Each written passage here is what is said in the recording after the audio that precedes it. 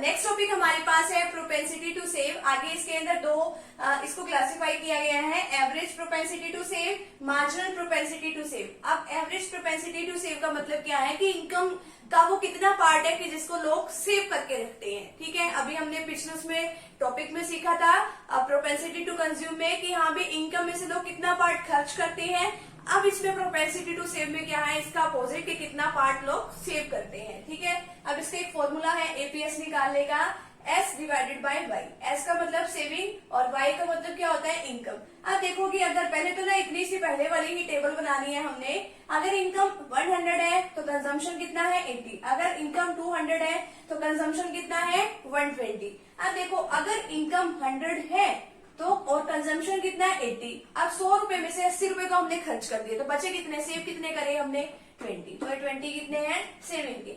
अगर इनकम 200 है और हमने खर्च कर दिए 120, ठीक है, 200 रुपए में से 120 रुपए हमने खर्च कर दिए तो हमने कितने सेव करे हैं, माइनस कर दो, कितने सेव करे हैं 80। अब आगे एपीएस निकालने का फॉर्मूला क्या है, S divided by Y. S क्या है 20 और Y क्या है इनकम। ठीक है, कर दिया, ये आ गया हमारे पास 0.2। आगे कितना है, यानी कि सिर्फ 20%।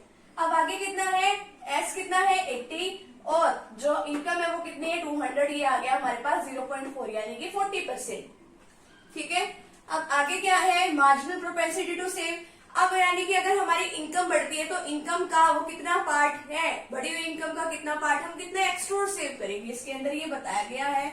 अब इसमें ये क्या है, change in saving divided by change in income. इसका साइन का मतलब क्या है, चेंज। पहले इनकम 100 रुपीज से 100 थी, अब कितनी हो गई 200, तो कितना चेंज हुआ है, इनकम में 100 रुपए से बढ़ी है ना।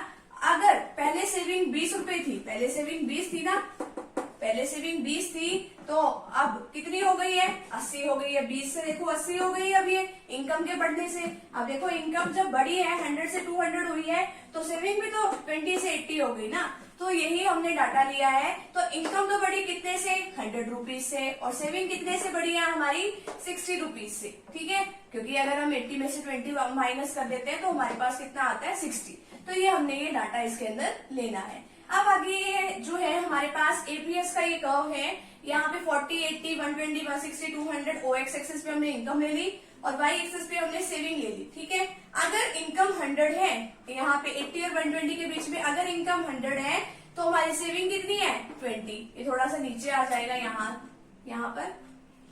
आगे क्या है, अगर इनकम 200 है, अगर इनकम 200 है तो हमारी सेविंग कितनी है 80। तो हमारी सेविंग कितनी है 80, यहाँ पे हम इन दोनों को मिला देंगे। ठीक है, तो यहाँ पे हमारा प्रोपेंसिटी टू सेव वाला टॉपिक यहीं पे कंप्लीट होता है। तो फटाफट से भी आप इसका स्क्रीनशॉट ले लीजिए।